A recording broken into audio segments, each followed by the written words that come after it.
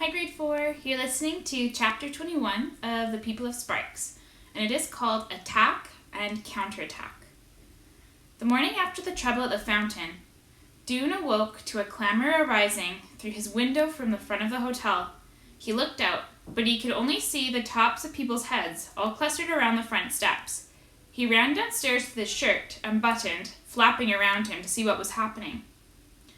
The doors of the hotel stood open. Through them, he saw that a heap of trash had been dumped on the front steps. He went closer and looked. The pile seemed to consist of rotten vegetables and filthy rags scattered all over, with shiny green leaves and sharp twigs and long creepers pulled up by their dirty roots. Doon stared at this with the same sick feeling he'd had when he saw the black words on the hotel walls. It wasn't so much the pile itself that made him feel sick.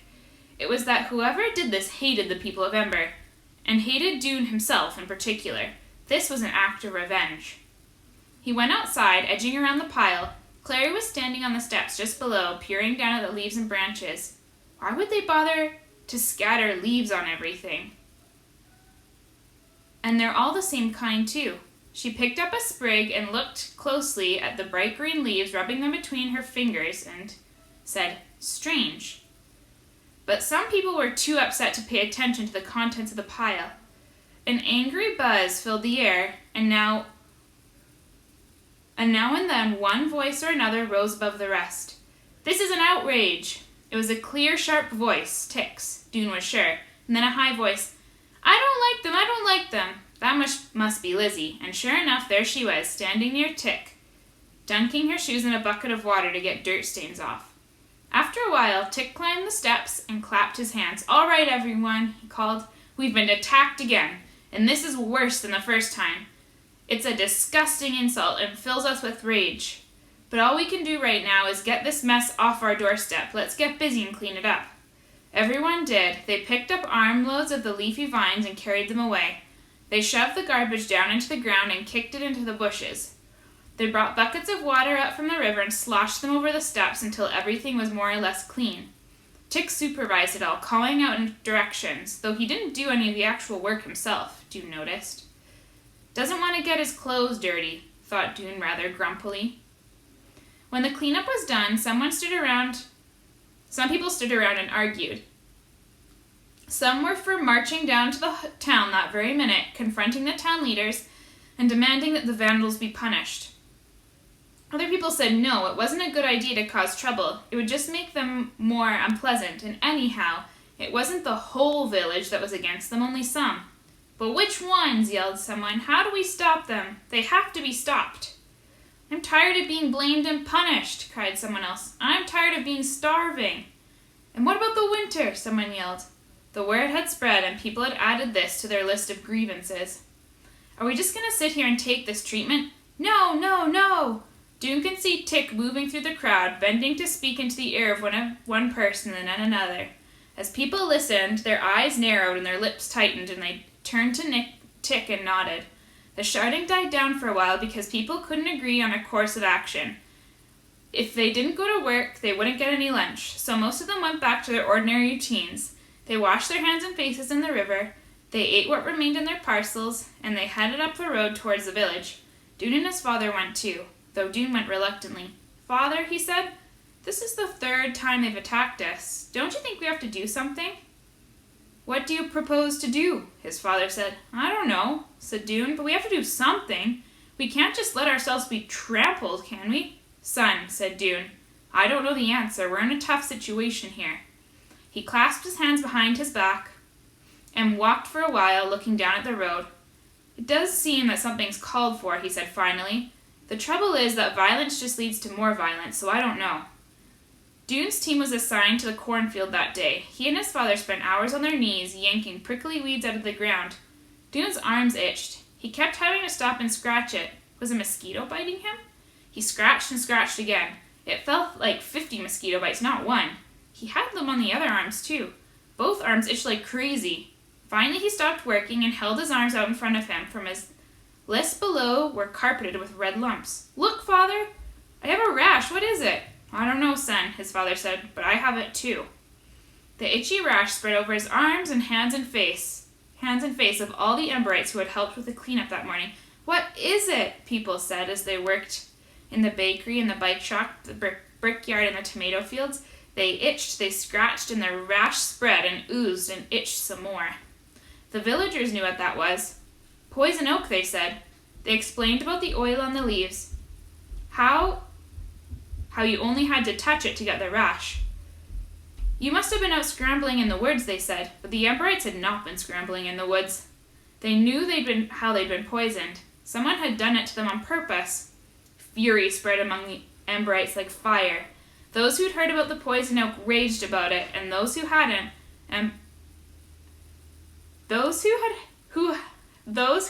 the poison oak raged about it to those who hadn't, and before long everyone knew. Diggers threw down their shovels, fruit pickers pushed the ladders to the ground and stalked out of the orchard. Someone in the bakery flung a great clump of dough at the supervisor, and someone in the egg shop hurled 3 eggs at the wall. The terrible itching aggravated everyone's anger, and before long, the people of Amber began to gather in the streets and in the plaza. And the gathering became a crowd, and the crowd became a mob. Doon ran into the village with the other workers, and he found himself in the middle of this mob. He heard Tick's voice from somewhere nearby. "They gave us poison. What shall we give them?" When there was no response, a confused babble, the question came again. "What shall we give them?" This time an answer came.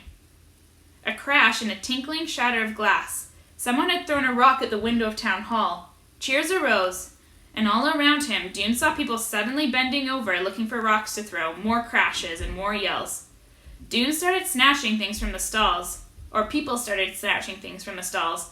A jar of jam came sailing overhead. Arms reached up to catch it, but it fell past them and landed 2 feet in front of Doon, smashing open and splattering his legs with sticky red goo and splinters of glass. He saw people stuffing muffins into their pockets, and he saw Tick with his arms stretched backward, ready to throw a rock at the windows of the tower. He saw Mrs. Thorne running with her hands open to shield her head, and the Hoover sisters backing up into the egg shop, trying to get away. He was frightened suddenly. At that moment, the door of the town hall opened, and Ben Barlow strode out. His face was twisted with rage. "Stop them," he shouted. "Stop these thieves and vandals." "They poisoned us," shouted someone in the crowd. "We've had enough," someone shouted, and threw a potato right at Ben. It hit him in the stomach, and he bent over, his mouth dropping open. A roar came from the crowd. Tick's voice rose above the others. "Fill your pockets," he screamed. "Fill your pockets and run." There was a mad scramble, and then the Emberites pushed their way out of the plaza and raced down the street to the river road. Doon ran too. He saw Tick up ahead, sprinting fast. Now we really are thieves and vandals, Doon thought. Was this a bad thing? Or is it exactly what the people of Sparks deserved? That night, Tick went up and down the corridors of the hotel, knocking on doors and urging people to come to his meeting. They did come, at least 100 of them, by Doon's count. They gathered at the head of the road as daylight was fading. Doon saw Chet, Gil, Ali, and Evelyn from his old class at the School of Ember, along with people he knew from the pipeworks, people he knew from Ember shops, and others. Most of them were boys and men, but some were women and girls too. Most were silent, but some whispered excitedly to each other. They formed a semicircle in front of Tick, who had climbed onto a tree stump. Doon saw Lizzie standing near Tick, gazing up at him wide-eyed. The moon shone behind Tick's head. It gave a silver edge to his hair, but left his face dark. "All right," Tick said. His voice was quiet, but instantly the whispering stopped. "Our time has come. They have attacked us 3 times. Today we showed them a little of our anger. We made them understand that we won't be taken advantage of anymore. They must know that if they hurt us, they will be hurt too. We will strike back. We are warriors." Murmurs of approval rumbled through the crowd. Doon, who was standing at the rear, heard several people echo Tick's words. "Strike back! Yes, we have to strike back. We're warriors." "We must be ready," Tick said, for when the next confrontation comes. "We won't be as disorganized as we were today. We'll have a plan, and we'll be armed." More murmurs and a ripple of excitement waved through the crowd. How will we arm ourselves, Tick asked. He answered the question himself. "We have what we need right here where we live. Look in your bathrooms. You'll find strong metal rods there, just the right length and enough for everyone. People looked at each other in puzzlement. Metal rods in the bathroom? But Dune knew immediately what Tick meant. The towel racks. Take them off the walls and you'll have a sturdy weapon. Tick waited until the word was passed through the crowd and everyone understood.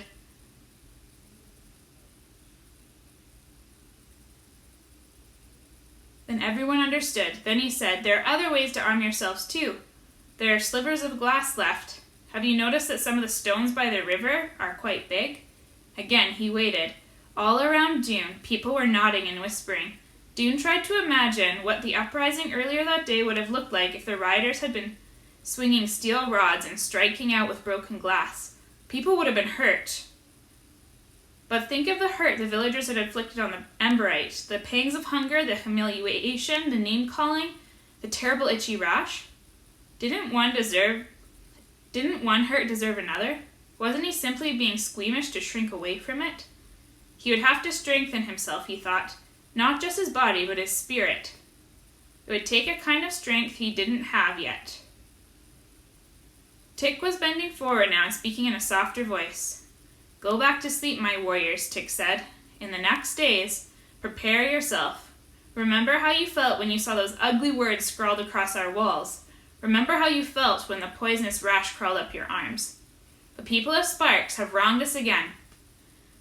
Will wrong us again, we can be sure of that. When it happens, we'll be ready. After the meeting, Dune walked back to the hotel feeling vaguely uneasy. Tick must be right, but somehow Dune couldn't feel wholehearted about being a warrior. Was it because he was a coward? He didn't want to be a coward. He didn't really think he was one. What was his problem then?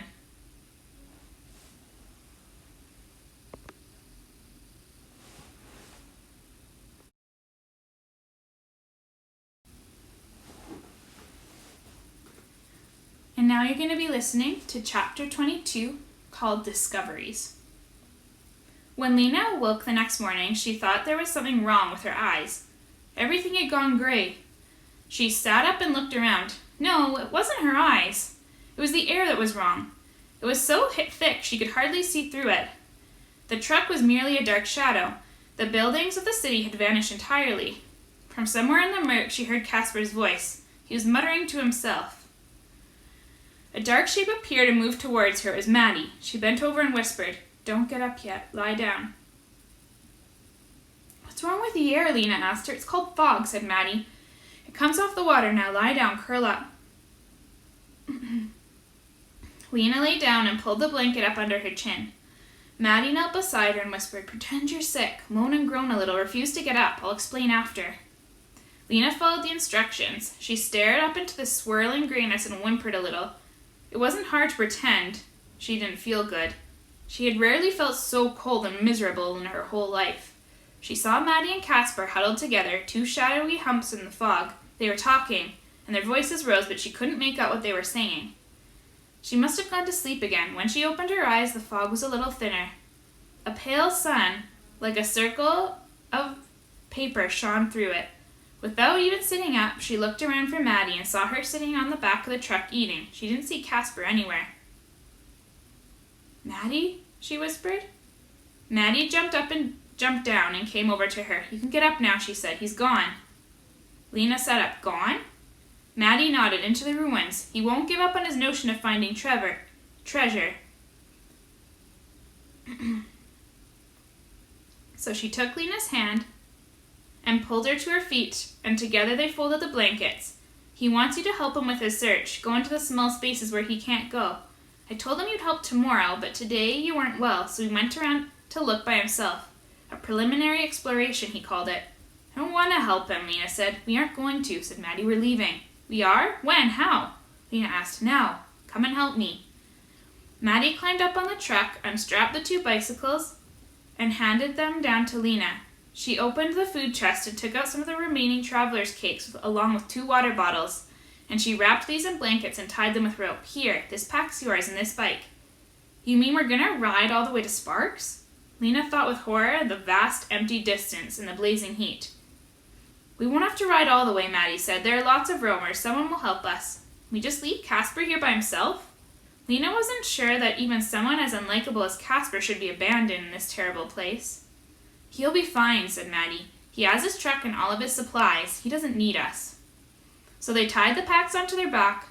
They walked the bikes across the rubbly part of the road until they came to the place where it opened out into the long downhill curve.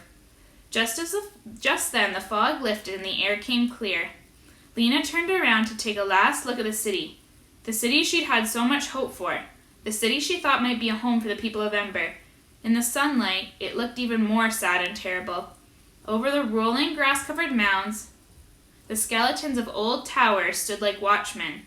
The trees bent their backs before the wind, and the wind swept ripples across the surface of the green water that wrapped around the city's edges. Maybe, thought Lena, the sparkling city she'd seen in her mind was a vision from a distant future, not the distant past. Maybe someday the people of Ember, or the great-great-grandchildren of today's people of Ember, would come back here and build the city again. "All right," said Maddie, "let's ride." Lena flung her legs over the bike and settled herself on the seat. This bike was a little bigger than the one she was used to. She gripped the handlebars, gave a push with her foot, and she was off. From the start, the bike moved so fast she hardly had to pedal. She zoomed forward, going far faster than even her fastest running. The wind in her face swept her hair out from behind her, shot through her clothes, and nearly peeled back her eyelids. The bumps in the road made the handlebars buck like it was alive. She held on with a steel grip. It was absolutely terrifying and absolutely joyful.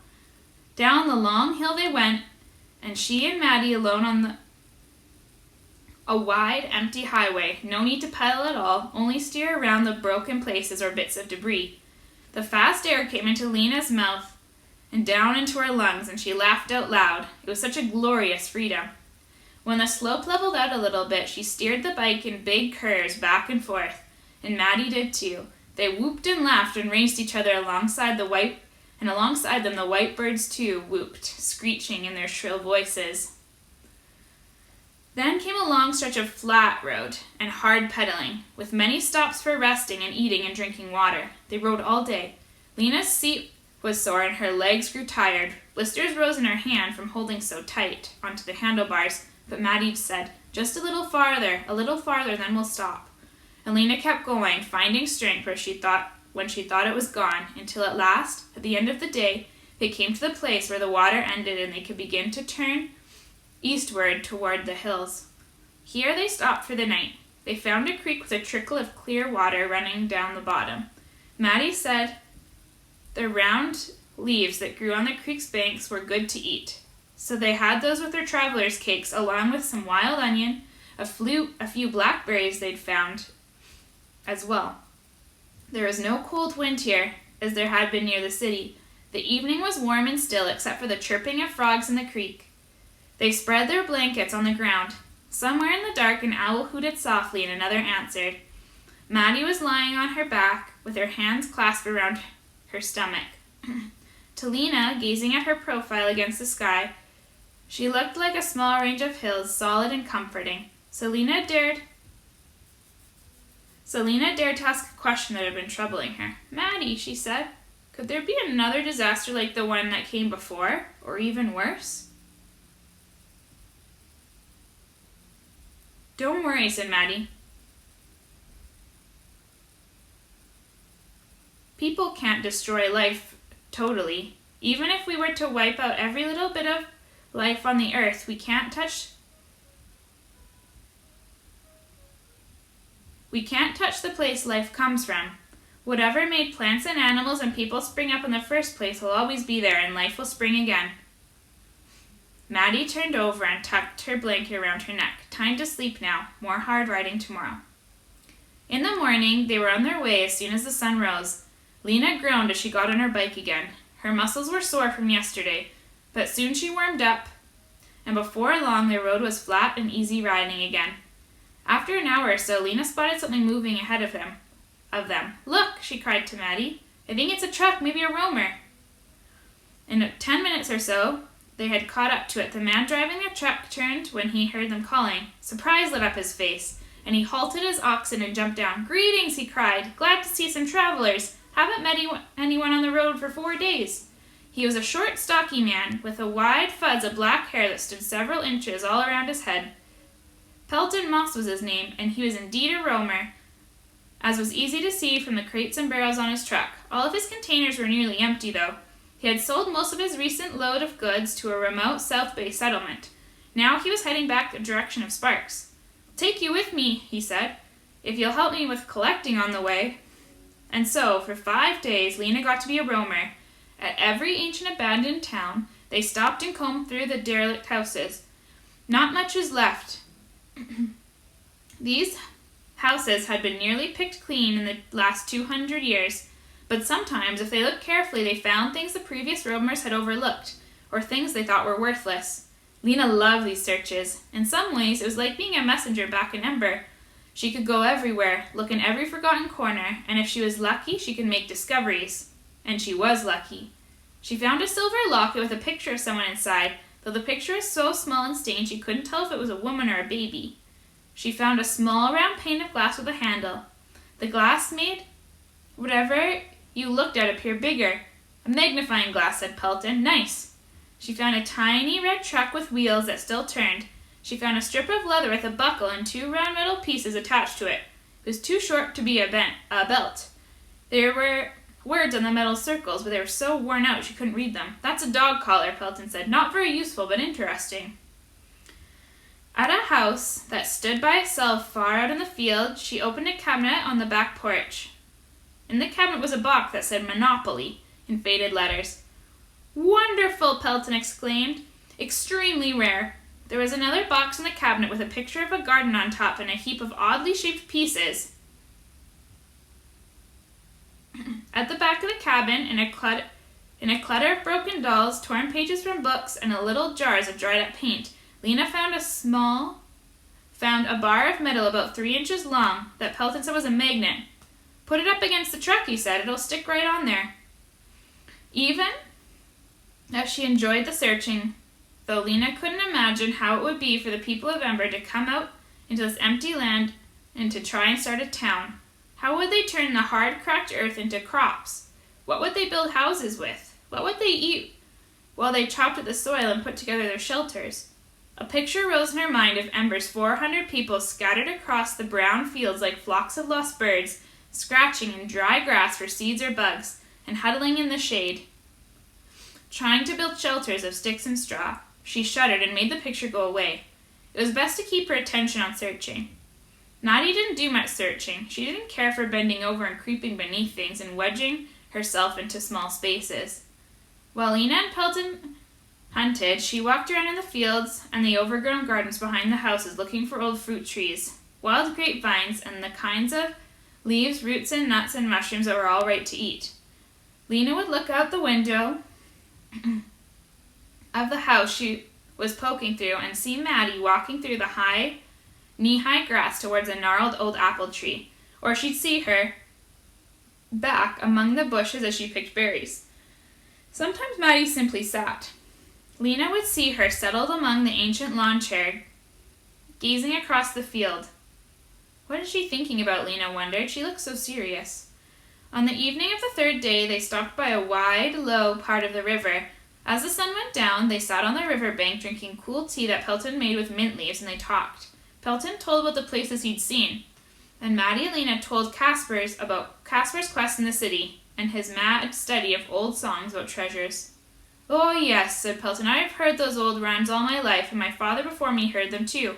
It's an old verse or a song. I think it comes down from years ago, and scrambled probably in the process. Everyone says it different. Something like this. There is a buried treasure in the ancient city. Remember from the times of old. What's hidden will come to light again. It's far more precious than diamonds and gold." That's the way I heard it, from an old man who lived up in the mountains near Angel Rock. Then I heard another version from Maggie Pierce over by Falter. She sings it like this. Remember the city, remember, where treasure is hidden under the ground. The city, always remember, that's where the treasure will be found. Lena stared at him. Her mouth dropped open, her eyes flew upward, and her heart thudded in her chest. He laughed. "What are you looking so amazed at? Think you're going to go find this old treasure?" Nobody believes these old things anymore. They're nursery rhymes nonsense. Some still believe it, said Maddie. But it's only those with a little bit of madness in them. And it's a good measure of greed. That's right, said the Romer. I've known a few like that. One of them was sure it was the old city of Sanessé and spent his whole life digging through the ruins. Maddie snorted. Such nonsense, people believe. Lena was shaking her head. She began to smile. No, she said. No, you have it all wrong. She laughed. She couldn't help it. It isn't nonsense, it's true. I'm sure. What she suddenly knew seemed so wonderful and astonishing that she leapt up and clapped her hands and laughed again. You're a silly one, said the Romer. I'm not silly. The city in the rhyme. It's the city where I come from. The Romer cast a sideways glance at Maddie. What's the matter with her, he said. Has she got a fever? Maddie reached up for Lena's hand. Calm down, she said. Tell us what you're talking about. So Lena explained. Sing the first line again. The first line of the second song. Remember the city remember, where treasure is hidden under the ground. That first line, I'm sure it's meant to be. Remember the city of Ember. That's the name of my home. It was underground. Not sure I believe that, said Pelton. I think it's true, said Maddie. They all say it, all the ones who came from there. And what's the treasure, then? Pelton asked. It was us, cried Lena. We were the treasure, the people of Ember. She felt a swell of love all of a sudden for her old city. Sing that first song again, the last lines of it. Pelton sang, What's hidden will come to light again. It's far more precious than diamonds and gold. You see, said Lena, come to light. We came up into the light, and we were more precious than diamonds and gold because they thought we might be the last people, the only ones left. The three of them gazed at each other in wonder. I believe she's right, said Maddie, at last. Maybe so, said Pelton. He stared at Lena curiously. You lived underground? So then, for the rest of the evening, Lena told about the city of Ember, and how she had been a messenger there, and how she and Doone had found the way out. It was late when they finally lay down for the night.